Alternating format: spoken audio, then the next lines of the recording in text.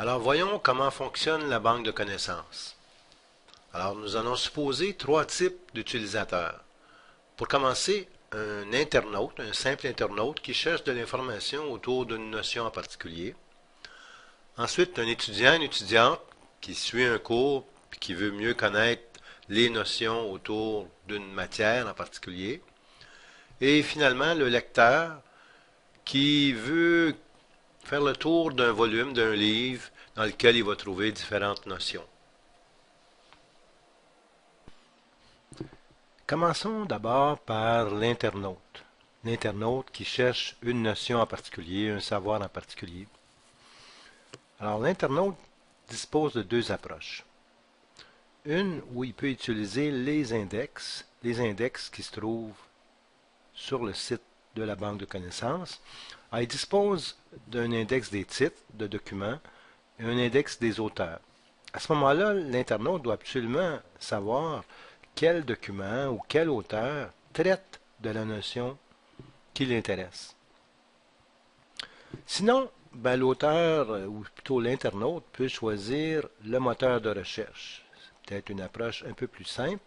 Alors, à ce moment-là, comme pour n'importe quel moteur de recherche, il doit doit trouver le ou les mots-clés qui se rapprochent le plus, qui définissent le mieux la notion autour de laquelle il veut faire une recherche.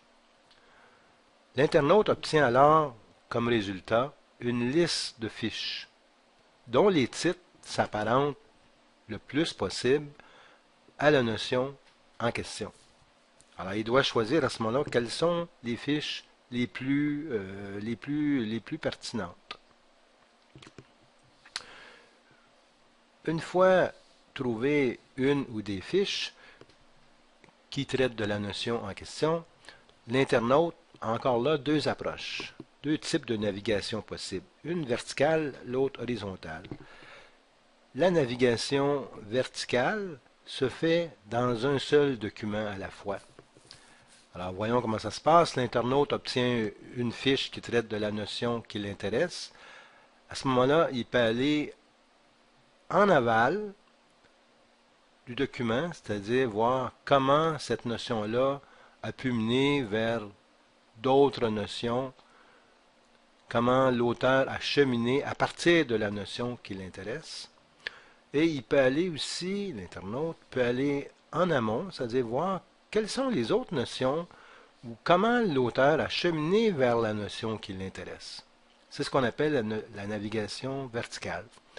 Il y a aussi la navigation horizontale qui, elle, se fait à travers plusieurs documents. Alors voici comment ça se passe. L'internaute obtient une fiche qui traite de la notion qui l'intéresse dans un document et éventuellement dans plusieurs documents. À ce moment-là, l'internaute va voir comment différents auteurs, différents documents ont pu traiter de la notion qui l'intéresse. Voyons maintenant le cas de l'étudiant, de l'étudiante qui suit un cours dans un domaine donné. Alors, la plupart du temps, cet étudiant ou cette étudiante va disposer d'une interface d'apprentissage qui est documentée par son enseignant. Et dans le cadre ou la fenêtre où on trouve les documents d'apprentissage, l'enseignant aura pris soin d'y placer les fiches qui proviennent de la banque de connaissances. Alors, les fiches sont intégrées à l'interface d'apprentissage. Ou il pourrait y avoir aussi un diaporama où on trouve une suite logique de fiches qui proviennent de la banque de connaissances. Tout ça avec un menu qui nous situe à l'intérieur de différents chapitres ou de différents thèmes traités dans le cours. Par ailleurs, l'étudiant, l'étudiante pourra aussi procéder comme l'internaute, c'est-à-dire aller vers un document qui est recommandé par l'enseignant, un document qui, bien sûr, devra être répertorié aussi dans la banque de connaissances. À ce moment-là, il va procéder comme l'internaute par une navigation verticale à l'intérieur du même document il va y aller, par exemple, chapitre par chapitre, ou il va aller trouver un chapitre en particulier qui intéresse le cours. Alors, c'est l'approche de l'étudiant, c'est le cas de l'étudiant, l'étudiante. Et pour terminer, le lecteur. Le lecteur qui veut obtenir une espèce de résumé d'un livre qui l'intéresse.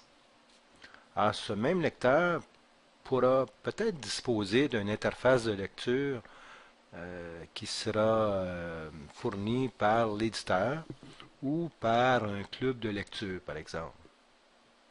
Alors, un peu comme pour l'étudiant, le lecteur va y trouver différents documents d'apprentissage qui proviennent des fiches, où on utilise plutôt les fiches de la banque de connaissances, ou un diaporama de fiches qui proviennent toujours de la banque de connaissances et qui traitent du volume en question, du livre en question, chapitre par chapitre, thème par thème.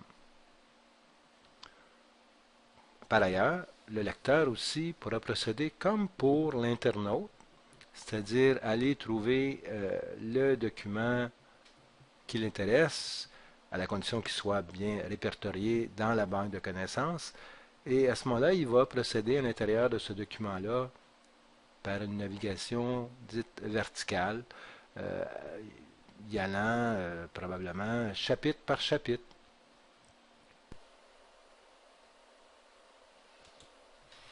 Pour terminer, je vous invite à poursuivre votre tour de la banque de connaissances sur le site novabec.com en allant voir les capsules vidéo qui se trouvent sur la page d'accueil. Si vous voulez voir la banque de connaissances de l'intérieur, entrez-y, allez sur la page d'accueil de novabec.com et cliquez sur Index, puis sur le document intitulé La banque de connaissances, et vous allez trouver toutes les connaissances, toutes les informations, toutes les notions reliées à la banque de connaissances elle-même. Bien sûr, d'autres documents sont à venir. Si vous voulez communiquer avec moi, vous avez tout ce qu'il faut aussi sur la page d'accueil. Alors, bon voyage. Au revoir.